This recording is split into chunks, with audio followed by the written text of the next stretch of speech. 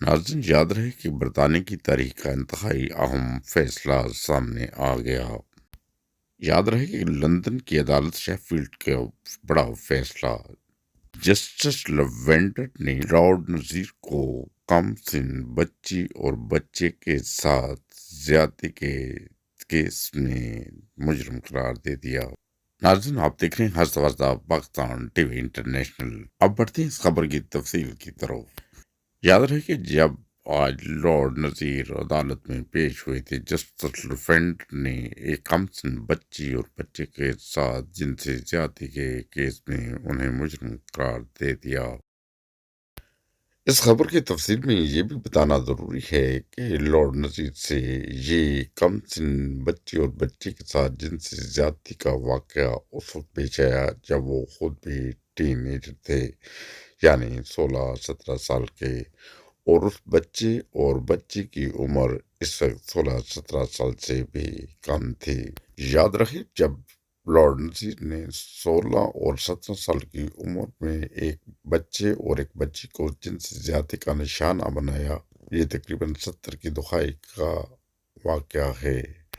Lord Nazir اس وقت 64 سال کے ایک بزرگ انسان ہیں۔ ناظرین، اب سنیے تازہ ترین آڈیو پیغام میسج لیک جو کہ مریم نواز کا ہے۔ آپ نے ان سے ضرور کرنی ہے۔ جی انکل۔ ایک ان کا پروگرام ہوتا ہے اسکور کارڈ۔ جی انکل۔ اچھا، اس اسکور کارڈ میں حسن نثار صاحب ہیں، آپ کو پتا ہے وہ ہمیں بہت گالیاں دیتے ہیں، اور اب ایک ارشاد بھٹی بھی آ گیا۔ ایک ارشاد بھٹی انہوں نے ایڈ کر لیا، وہ بھی آپ کو معلوم ہے کہ بہت ہی گھٹیا گفتگو۔ ہاں جی، ہاں جی۔ مظہر عباس صاحب جو ہیں وہ ان کی گفتگو میں بھی ٹلٹ ہمارے خلاف ہی ہوتا ہے، اور طنز بھی ہوتا ہے، مذاق بھی ہوتا ہے، بعض دفعہ وہ باتوں کو سپن بھی کر کے تھوڑا سا ہمارا مذاق اڑا دیتے ہیں۔ بالکل بالکل۔ اچھا، باقی کوئی بندہ وہاں پہ وہ نہیں ہے جس کو یہ کہا جائے کہ وہ ہمارا اسپوکس پرسن ہے۔ اسٹار بابر ہے، وہ اپنی انڈیپینڈنٹ رائے رکھتا ہے، وہ بھی جنرلی وہ ہمارے بہت حق میں تو ہے نہیں۔ اس لیے میں نے کہا کہ کوئی ہمارے اس طرح نہیں ہے، لیکن چلیں گالم گلوچ نہیں کرتا ہے، جینون سی وہ گفتگو ٹھیک کرتا ہے، گفتگو میں کم سے کم غیر اخلاقی بات نہیں ہوتی ہے، لیکن یہ نہیں کہا جا سکتا کہ ہمارے نقطۂ نظر کو وہ لیتا ہوں۔ تاکہ وہاں پہ ایسا تھا جو ہمارا نقطہ نظر نہیں دیتا تھا، لیکن جس طرح یہ ہمیں گالیاں دیتے ہیں اسی طرح وہ عمران خان کے ساتھ بھی سلوک کر جاتا ہے۔ نیازی، لیکن نیازی انہوں نے اس کو ہٹا دیا ہوا ہے اور اس کا کالم بھی بند کر دیا اور اس کو ہٹا بھی دیا۔ جی، یہ بڑی زیادتی اور ناانصافی کی اور بات ہے۔ انکل میں پوچھوں گی نا کہ پہلے یہ بتاؤ ہٹایا کیوں ہے؟ جی، تو میں بلکہ آپ سے میری درخواست یہ ہوگی کہ اس سے بھی کریں بات آپ، اور آپ میر شکیل صاحب سے بھی کریں۔ پہلے میں اس سے اندر کی خبر تو پوچھوں نا۔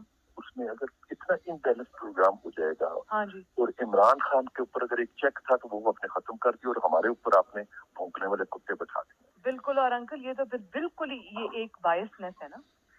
جی ہاں جی، تو یہ ضرور میں ضرور آپ جو 2 باسکٹس آئی ہیں نا جو ابو جان لائے ہیں آذربائیجان سے، یہ جو رات کو کائنات نے پیک کی، ایک نصرت جاوید کو بھیجنی، ایک رانا جواد کو بھیجنی۔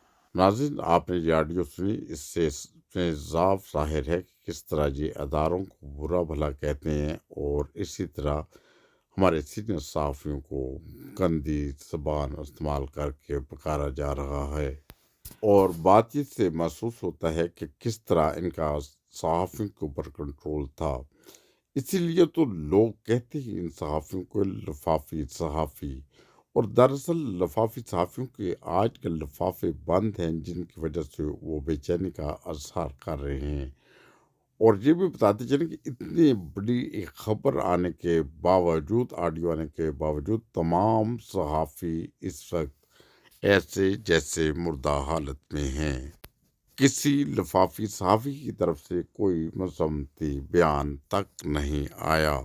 ماسوا پاکستان کے چند چینلز نے اس خبر کو شائع کیا، جس میں ہمارا چینل بھی ہستہ وستہ پاکستان ٹی وی انٹرنیشنل بھی ہے، اور اسی طرح ہستہ وستہ پاکستان ٹی وی انٹرنیشنل کے ڈائریکٹر کا یہ کہنا ہے کہ جب تک ایسے واقعات کی مذمت نہ کی جائے یا ایسے لوگوں کے خلاف بھرپور کارروائی نہ کی جائے تو ایسے واقعات رونما ہوتے رہیں گے۔ ناظرین کو یہ بھی بتاتے چلیں، آڈیو اور ویڈیو کا سلسلہ یہیں پر رکنے والا نہیں ہے، بلکہ ابھی ایک بہت بڑا سٹاک موجود ہے۔